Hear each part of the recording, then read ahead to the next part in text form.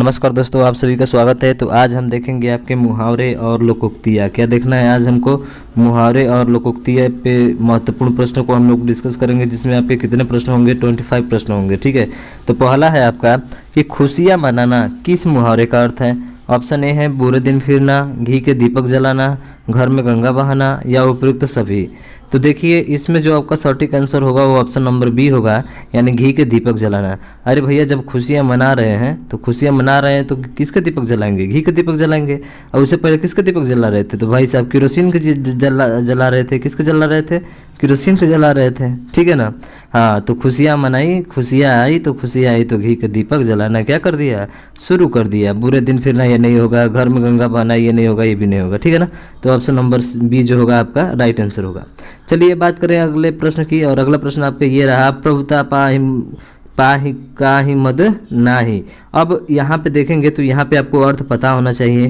प्रभुता पाहि काहि मद नाही, तो देखिए प्रभुता का मतलब होता है उच्च और पाहि का मतलब होता है पद। तो जो उच्च पद प्राप्त करके किसे घमंड नहीं होता है, मद का मतलब होता है घमंड। तो इसका मतलब है कि सर जो उच्च पद की बात होती है इसमें, तो उच्च पद देखिए आपका किस में है? स्वप्न, उच्च स्वप्न देखना, ये स्वप्न की बात कर रहा है यहाँ पे, तो होगा ही नहीं। मन की इच्छा, इच्छा की बात हो ही नहीं रही है। उच्च पद प्राप्त करके किसे घमंड नहीं होता है? बिल्कुल सही, यानी कि ऑप्शन नंबर आपका सी जो होगा ये सही होगा। कि ये कह रहा है कि उच्च पद जो प्राप्त करता है किसे घमंड नहीं होता है। सही बात है भैया, जब आप उच्च पद प्राप्त कर लेते हैं तो आपको क्या हो जाता है? घमंड हो जाता है। इसीलिए आपका कौन सा होगा? ऑप्शन नंबर सी आपका राइट आंसर होगा। घमंडी हो जाना ये तो नहीं है भाई साहब, क्योंकि प्रभुता का मतलब उच्च और पाही का मतलब पाना, प्राप्त करना, और मद मतलब होता है घमंड। ठीक है, तो किसे जो है उच्च पद प्राप्त करके किसे घमंड नहीं होता, ये ऑप्शन नंबर सी आपका क्या होगा? राइट आंसर होगा। चलिए बात करते हैं तीसरे प्रश्न की, और तीसरा प्रश्न ये रहा आपके सामने। क्या कर रहा है कि अंधे के हाथ बटेर लगना। अब जानते हैं अंधे के हाथ बटेर लगना का मतलब क्या होता है। तो भाई साहब जब देखेंगे कि अंधे के हाथ बटेर लगना का मतलब ये होता है कि बिना मेहनत के उपलब्धि क्या होना, उपलब्धि प्राप्त होना, समझ रहे हैं ना? तो बिना मेहनत का उपलब्धि होना।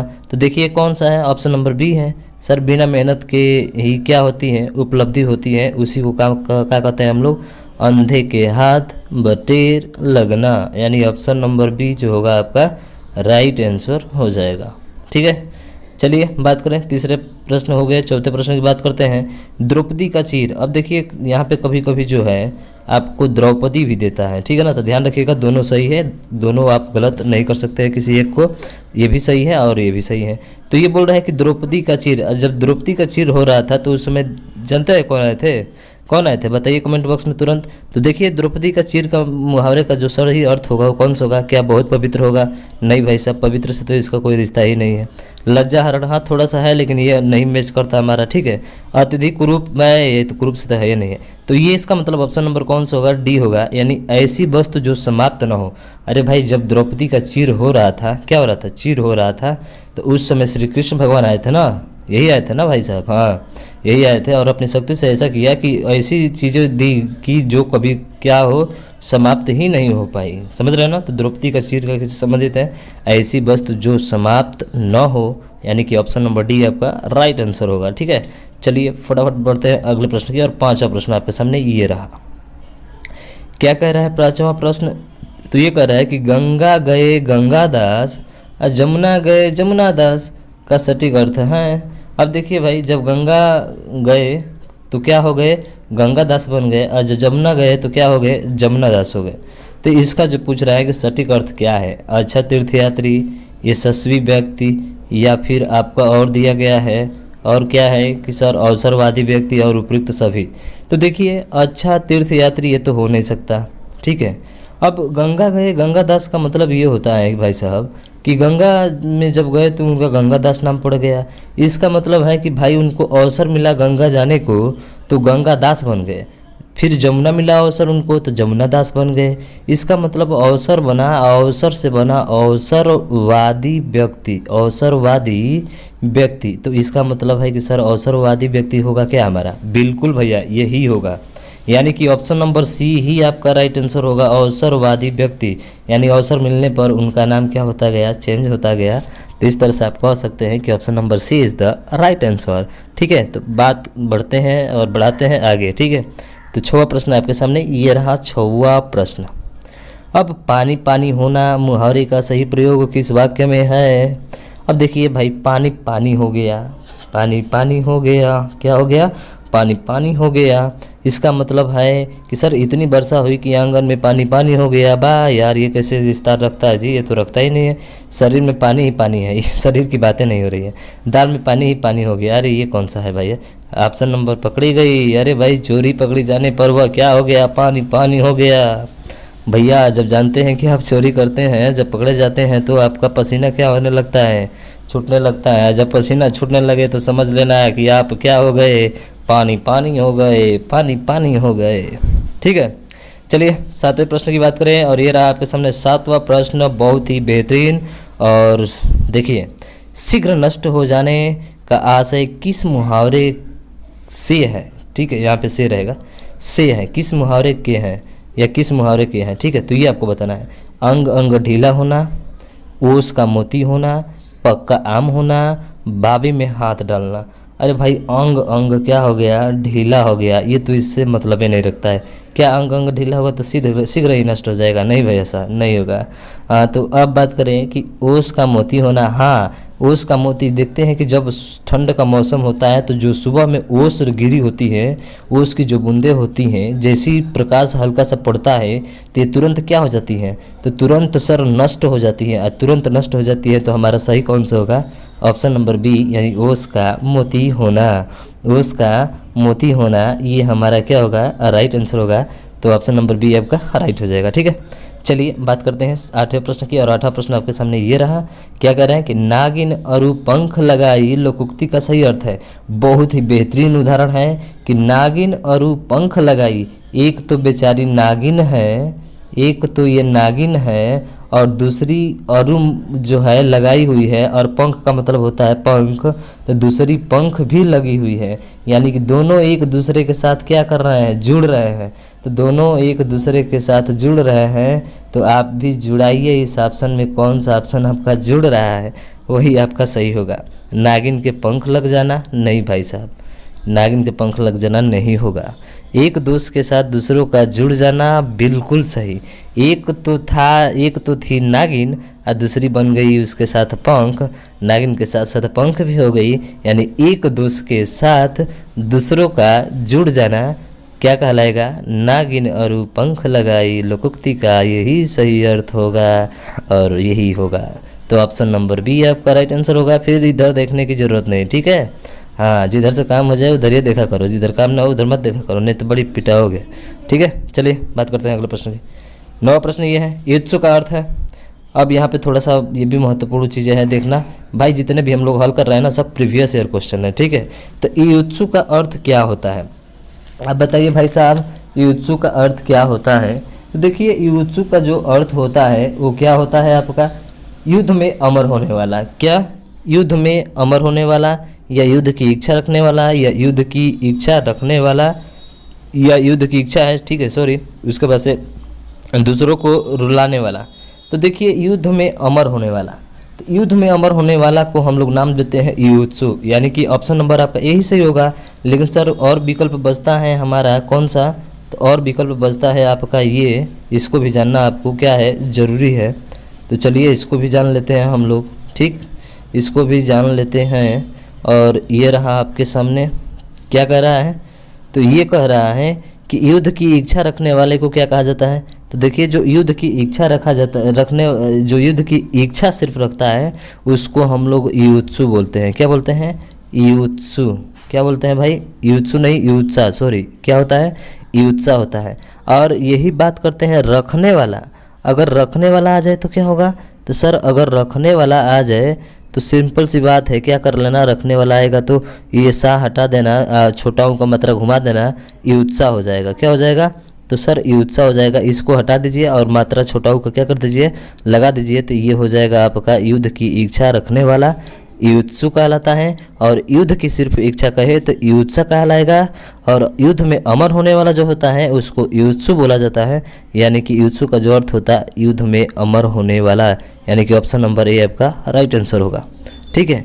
चलिए बात करते हैं अगले प्रश्न की, और 10वां प्रश्न आपके सामने ये रहा। इसमें क्या कर रहा है कि स्त्रैण शब्द के लिए सही वाक्यांश है। अब पता होना चाहिए भाई साहब कि स्त्रैण का मतलब क्या होता है। तो देखिए, जो स्त्रियों जैसा स्वभाव वाला होता है ना, उसी को स्त्रैण कहा जाता है। किसके जैसा? तो जो स्त्रियों द्वारा किसके द्वारा? तो जो स्त्रियों ठीक है, जो स्त्रियों जैसे स्वभाव करता है उसी को स्त्रैण कहा जाता है। क्या कहा जाता है? स्त्रैण। तो देखिए, स्त्रियों से मोह रखने वाला ये नहीं होगा आपका, ठीक है। बात करते हैं अगले ऑप्शन की, और अगला ऑप्शन है स्त्रियों जैसे स्वभाव वाला। हाँ, बिल्कुल यही होगा, यानी कि ऑप्शन नंबर बी आपका राइट आंसर होगा। स्त्रियों से प्रभावित होने वाला नहीं होगा, स्त्रियों को खुश कर रखने वाला ये भी नहीं होगा, यानी कि ऑप्शन नंबर बी आपका क्या होगा? राइट आंसर होगा। तो ये समझ में आ गया स्त्रैण का मतलब क्या होता है, ठीक है। स्त्रियों जैसे स्वभाव वाला, ठीक। चलिए अगले प्रश्न की बात करते हैं, और 11वां प्रश्न आपके सामने ये रहा।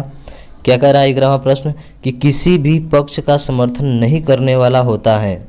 तो भाई सीधा सी बात है, हम विपक्षी पार्टी हैं। क्या है? विपक्षी पार्टी हैं, जिसको हम लोग अपनी भाषा में क्या बोलते हैं? हिंदी में निष्पक्ष बोलते हैं। क्या बोलते हैं भैया? निष्पक्ष बोलते हैं, यानी कि ऑप्शन नंबर बी आपका राइट आंसर होगा। बात करें निरापद, निरादर है, ठीक है, निरादर है, निरादर नहीं बल्कि यहाँ पे निरापद होना चाहिए, ठीक है। तो किसी भी प्रकार की आपदा न हो जिस पर यहाँ पे पद होना चाहिए, ध्यान रखना, निरापद होना चाहिए। निरादर बोला है, निरापद का मतलब होता है कि किसी प्रकार की आपदा न होना। उसके बाद से निष्पक्ष, आप जान गए, किसी भी पक्ष का समर्थन नहीं करने वाला क्या होता है? निष्पक्ष होता है। उसके बाद से तटस्थ, यानी सब पक्षों से दूर रहने वाला। इसकी बात करें तो सब पक्षों से क्या रहने वाला? दूर रहने वाला। सब पक्षों से क्या होने वाला भाई साहब? तो दूर रहने वाला। तो सब पक्षों से दूर रहने वाला क्या कहलाता है? तटस्थ कहलाता है, ठीक है। और उसके बाद से दत्तचित्त का मतलब क्या होता है? तो दत्तचित्त का मतलब होता है किसी कार्य को मन लगाकर करना। किसी कार्य को मन लगाकर करना, मन लगाकर आप लिख सकते हैं, लगाकर करना, ठीक है। तो किसी कार्य को मन लगाकर करना दत्तचित्त होता है। तटस्थ क्या होता है? तो ये होता है सब पक्षों से दूर रहने वाला, ठीक है। निष्पक्ष जान गए, किसी भी पक्ष का समर्थन नहीं करने वाला। और निरापद, निरादर नहीं है, निरापद है। निरापद का मतलब होता है किसी प्रकार की आपदा न होना। ये आप चारों ऑप्शन के भी बारे में जान गए। चलिए बात करें अगले प्रश्न की, और अगला प्रश्न आपके सामने ये रहा। क्या बोल रहा है ये कि अच्छाई और बुराई की पहचान का गुण कहलाता है। भाई ये तो जानते ही हैं कि अच्छाई और बुराई की पहचान का जो गुण होता है वो किस में होता है? तो वो होता है आपके विवेक। विवेक का मतलब होता है जो अच्छाई और बुराई की पहचान का गुण करता है, गुण होता है जिसमें, उसी को हम लोग क्या कहते हैं? विवेक बोलते हैं। और विवेक का मतलब ही होता है भाई अच्छा ज्ञान, जो अच्छाई और बुराई की क्या कर सके? पहचान कर सके। इसका मतलब है कि ऑप्शन नंबर सी आपका क्या होगा? राइट आंसर होगा, ठीक है। उसके बाद से बात करें अगले प्रश्न की, और अगला प्रश्न जो है आपके सामने ये रहा 13वां प्रश्न। ये क्या कह रहा है? ये कह रहा है कि अंग्रेजी में जिसकी दक्षता असंदिग्ध हो। तो असंदिग्ध हो रेखांकित पद का अर्थ है। तो देखिए असंदिग्ध का ही यहाँ पे रेखांकित करा है, ठीक है ना। और इसी का पूछा है कि इस रेखांकित पद का जो अर्थ है वो क्या होगा? तो असंदिग्ध। देखिए संदिग्ध का मतलब होता है संदेह। संदिग्ध का मतलब क्या होता है भाई साहब? तो संदिग्ध का मतलब होता है संदेह, और असंदिग्ध का मतलब होता है कि संदेह रहित। क्या होता है? संदेह रहित होता है। इसका मतलब ऑप्शन नंबर ए ही आपका राइट आंसर हो जाएगा। असंदिग्ध का मतलब क्या होता है? संदेह रहित, ठीक। तो बात करें, आपको समझ में आ गया। निश्चित आप जानते हैं, सुनिश्चित जानते हैं, और अनिश्चित आपको भली भांति पता है, ठीक है ना। तो बात करें अगले प्रश्न की, और 14वां प्रश्न आपके सामने ये रहा। ये क्या कह रहा है कि किंवदंती शब्द हेतु उपयुक्त वाक्यांश है। तो देखिए किंवदंती हेतु जो शब्द है इसके पूछ रहा है कि वाक्यांश है कौन सा इसका वाक्यांश होगा? जो बात लोगों द्वारा कही जाती है, जो बात परंपरा से प्रचलित हो, या क्या कहा इसका पता न हो, या जिस लोक प्रचलित कथन के रचनाकार का पता न हो। तो देखिए जो इसमें दिया गया है कि किंवदंती का मतलब क्या होता है, यानी किंवदंती का मतलब क्या होता है, तो ध्यान रखिएगा। किंवदंती का मतलब ये होता है कि जो बात लोगों द्वारा कही जाती है, या जो बात परंपरा से प्रचलित हो। तो देखिए जो बात परंपरा से क्या हो, प्रचलित हो, उसे हम लोग किंवदंती के नाम से जानते हैं। तो यानी कि ऑप्शन नंबर कौन सा होगा आपका, बी होगा। यानी कि जो बात परंपरा से प्रचलित हो उसे हम लोग क्या नाम देते हैं, किंवदंती नाम देते हैं, या इसी को हम लोग कहावत भी बोलते हैं, ठीक है, या इसी को हम लोग क्या बोलते हैं, लोकोक्ति भी बोलते हैं। क्या बोलते हैं भाई साहब, तो लोकोक्ति भी बोलते हैं इसी को, ठीक। तो आप याद रखेंगे जो बात परंपरा से प्रचलित हो उसे किंवदंती हम लोग कहते हैं। बात करें अगले प्रश्न की, और 15वां प्रश्न आपके सामने ये रहा। क्या कह रहा है 15वां प्रश्न, तो ज़रा ध्यान दीजिए कि आधी रात अर्थ का द्योतक शब्द किस क्रमांक में है। आधी रात, तो देखिए आधी रात का पूछा है इसमें, तो आधी रात का मतलब होता है जो सोने का समय होता है, उस समय को हम लोग क्या कहते हैं, जो सोने का समय होता है, सोने का, ठीक है ना, उसको हम लोग क्या बोलते हैं। तो देखिए यहाँ पे बात करते हैं तमिस्त्रा। पहला शब्द है तमिस्त्रा। तमिस्त्रा का मतलब होता है रात्रि। क्या होता है, रात्रि होता है। उसके बाद से नक्तम, तो देखिए नक्तम का मतलब होता है बिल्कुल संध्या का समय। ध्यान रखिएगा, लिख भी लीजिएगा, नोट भी कर लीजिएगा, बिल्कुल संध्या का समय, बिल्कुल संध्या का समय, आप नोट करते जाइए भाई साहब, ठीक है।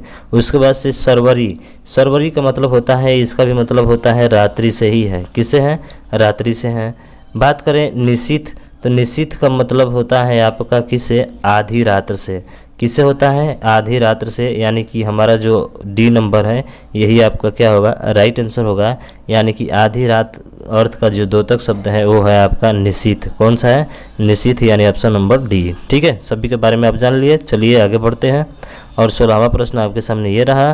कह रहा है कि सम्यक प्रकार के विधान करे उसे कहते हैं, यानी कि सम्यक प्रकार से विधान करे उसे क्या कहते हैं, विधि विधान कहते हैं, विधाता कहते हैं, संविधान कहते हैं, या विधि व्याख्यात कहते हैं।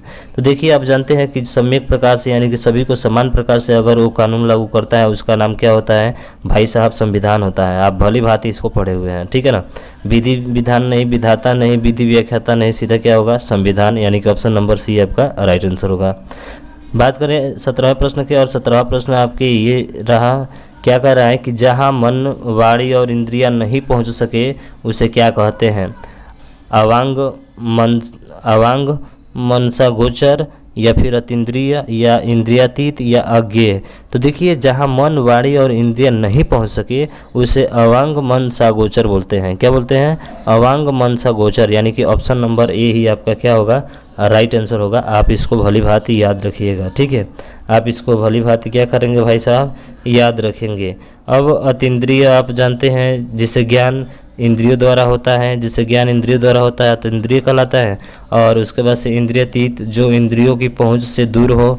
इंद्रियातीत का मतलब क्या होता है, जो इंद्रियों की पहुंच से क्या हो, दूर हो। उसके बाद से अज्ञेय, अज्ञेय का मतलब जानते हैं जिसे जानना आवश्यक न हो, जिसे जानना आवश्यक न हो उसे हम लोग क्या कहते हैं, अज्ञेय कहते हैं। तो इन शब्द के भी बारे में आप अच्छे तरीके से जान गए। तो चलिए आगे बढ़ते हैं। और 18वां प्रश्न आपके सामने ये रहा। क्या कह रहा है कि ज्ञान नेत्र से देखने वाला अंधा व्यक्ति वाक्यांश के लिए एक शब्द प्रयुक्त होगा। क्या होगा तो देखेंगे और 4 ऑप्शन में से बताएंगे कौन सा आपका ऑप्शन सही होगा। प्रज्ञा चक्षु, महात्मा, ज्ञानी, या इनमें से कोई नहीं।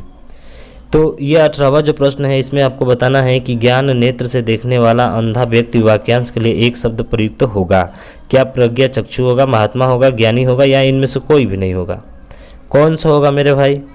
तो देखिए ज्ञान नेत्र से देखने वाला, ज्ञान नेत्र से देखने वाला, वैसे भी देखिए चक्षु का मतलब होता है नयन, और प्रज्ञा का मतलब हो जाएगा प्रज्ञा, ज्ञान, ठीक है। यानी कि प्रज्ञा चक्षु ही हमारा क्या होगा, राइट आंसर होगा। महात्मा तो हो ही नहीं सकता है, ज्ञानी तो हो ही नहीं सकता है, ठीक है। तो ये होगा आपका प्रज्ञा चक्षु। कौन सा होगा, प्रज्ञा चक्षु होगा। यानी कि ऑप्शन नंबर ए ही आपका क्या होगा, राइट आंसर होगा, ठीक है ना। ये क्या होगा आपका राइट आंसर होगा।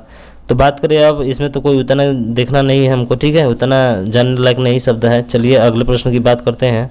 और अगला प्रश्न आपके सामने ये रहा कि जिसकी कोई संतान न हो वाक्यांश के लिए सही शब्द है। तो हमको लगता है सभी को पता होगा कि जिसकी कोई संतान न हो वाक्यांश के लिए सही शब्द कौन सा होगा। बहुत लोग सोचेंगे निष्प्रिय, निष्प्रिय तो नहीं होगा, बाज, बहुत लोग सोचेंगे बाज, लेकिन ध्यान रखना यहाँ पे बाज आपका गलती हो जाएगा, ठीक है। जिसके बच्चे ही ना हो उसको बाज कहा जाता है, जिसकी कोई संतान ना हो उसे हम लोग कलंकिनी नहीं बल्कि निसंतान कहते हैं। क्या कहते हैं?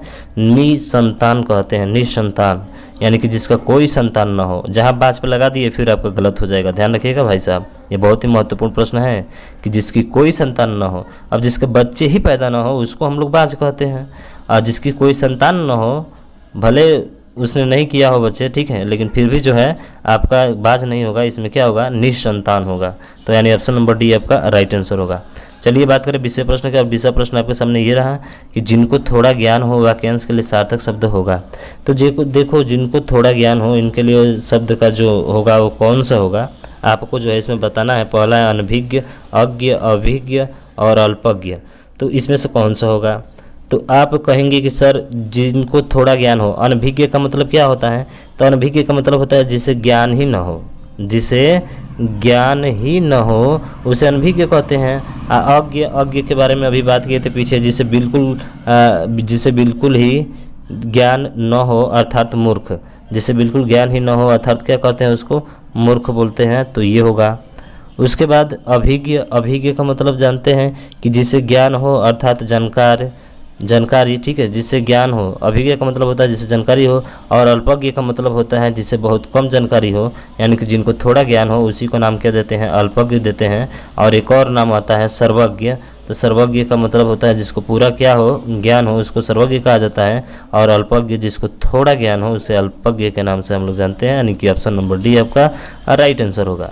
चलिए अगले प्रश्न की बात करें। और एक हिस्सा प्रश्न आपके सामने ये रहा, क्या कह रहा है ये? तो ये कह रहा है आपका कि मानसिक भाव छिपाना वाक्यांश के लिए सार्थक शब्द है। मानसिक भाव क्या करना? छिपाना। तो देखिए मानसिक भाव छिपाना का जो अर्थ होगा वो ऑप्शन नंबर सी होगा, यानी कि अवहितता। क्या होगा? अवहितता होगा। अब थोड़ा सा बात करें हमको कि आसूया का मतलब क्या होता है। तो देखिए पराये गुण में दोष लगाना, इसका मतलब होता है पराये गुण में क्या करना? दोष लगाना। आमर्ष क्या होता है? किसी का अपकार न करने वाला, किसी का अपकार जो है न करने वाला, उसको क्या कहा जाता है? अमर्ष कहा जाता है। अब यही हत्था आप जान ही गए। अक्ष धूर्त का मतलब होता है जो जुआ खेलने में निपुण हो। क्या हो? जो जुआ खेलने में क्या हो? आपका निपुण हो। तो जो जुआ खेलने में निपुण होता है उसे अक्ष धूर्त कहा जाता है। तो इन चारों ऑप्शन के भी बारे में आपने जान लिया। चलिए आगे बात करते हैं। और 22वां प्रश्न आपके सामने ये रहा, क्या कह रहा है कि किस विकल्प के वाक्यांश के लिए प्रयुक्त सही शब्द नहीं है। अब इसे पूछ रहा है कि सही शब्द नहीं है। जो अपने सीमित क्षेत्र या ज्ञान से बाहर न जाता हो वो कुजमांडू कहलाता है। जिसकी सारी इच्छाएं तृप्त हो गई हो पूर्ण काम कहलाता है। जो विश्वास करने योग्य हो विश्वस्त होता है। वह जो कम खर्च करता हो अपव्ययी होता है। तो देखिए जो कम खर्च करता है वो अपव्ययी नहीं, वो अल्पव्ययी होता है। क्या होता है? अल्पव्ययी होता है। ये आप ध्यान रखेंगे। इसका मतलब है कि ऑप्शन नंबर डी ही आपका क्या है? सही नहीं है। और हमसे यही पूछा है कि कौन सा शब्द सही नहीं है, यानी कि ऑप्शन नंबर डी जो है आपका सही नहीं है। बाकी ये तीनों क्या है? आपके सही हैं। देखिए जो अभी बताया कि जो कम खर्च करता हो वो अल्पव्ययी होता है, और जो ज़्यादा खर्च करता हो उसे अपव्ययी कहते हैं। पीछे हमने डिस्कस भी कर लिया था। चलिए तो बात करते हैं अब अगले प्रश्न की। और अगला प्रश्न आपके सामने ये रहा, कह रहा है कि किस विकल्प में दिए गए वाक्यांश के लिए गलत शब्द प्रयुक्त हुआ है। अरे भैया गलत शब्द पूछा है कि कौन सा शब्द है ऐसा जो जिसमें जो है आपका कौन सा शब्द प्रयोग किया गया है? गलत शब्द प्रयोग किया गया है।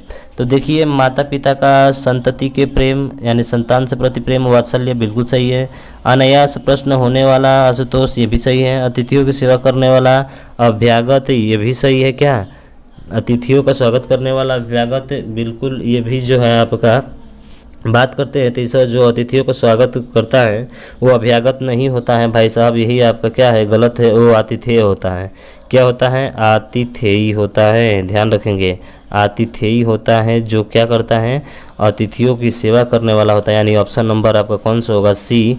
बाकी जो है ये सभी सही हैं और यही आपका क्या है? गलत है। यानी समय पर जिसकी बुद्धि ठीक कार्य करे उसे प्रत्युत्पन्न मति कहा जाता है। क्या कहा जाता है? प्रत्युत्पन्न मति कहा जाता है। तो आप ध्यान रखेंगे इसके अकॉर्डिंग देखा जाए तो ये वाला गलत होगा। आतिथेय होता है, अभ्यागत नहीं होता है। ठीक है, अभ्यागत नहीं होता है। बात करें अब आपके 24वें प्रश्न की। और 24वां प्रश्न आपके सामने ये रहा, ये क्या कह रहा है कि अज्ञ का अर्थ क्या है? अभी हमने बात किया था भाई साहब। क्या बात किया था कि अज्ञ का जो कुछ भी नहीं जानता हो, तो सीधा जो कुछ भी नहीं जानता हो उसी को क्या कहते हैं, अज्ञ कहते हैं। यानी कि ऑप्शन नंबर ए ही क्या होगा आपका राइट आंसर होगा। तो इसमें तो सोचना ही नहीं है, ठीक है। चलिए बात करें 25वें प्रश्न की, और 25वां और ये अंतिम प्रश्न है, देखते हैं इसको कि हवा में जलने वाली लकड़ी, ठीक है, हवा में जलने वाली लकड़ी नहीं लड़की, सॉरी, हवा में जलने वाली लड़की के लिए शुद्ध शब्द है हवन सामग्री, वनकाष्ठ, शुष्काष्ठ या समिधा। तो देखिए ये आपके लिए नया शब्द है और इसका जो जवाब होगा वो नया शब्द ही होगा और वो है आपका समिधा। ये बहुत लोगों को नहीं पता कि हवा में जलने वाली लड़की के लिए शब्द शुद्ध शब्द कौन सा है, तो वो है आपका समिधा। आप इसको ध्यान रखेंगे, ठीक है। तो इस तरह से जो है आप अच्छे तरीके से जान गए और सभी ऑप्शन को भी आपने तोड़ा अच्छे से और काफ़ी एक्सप्लेन किए। तो थोड़ा सा तो बनता है कि आप इसको जो है शेयर और कर दीजिएगा, सब्सक्राइब भी कर दीजिएगा और एक बेल आइकन दिखेगी उसको आप दबा दीजिएगा ताकि जो भी वीडियो अपलोड हो वो आपको तुरंत क्या हो जाए भाई साहब, मिल जाए। तो आज के लिए बस इतना ही। जय हिंद, जय भारत।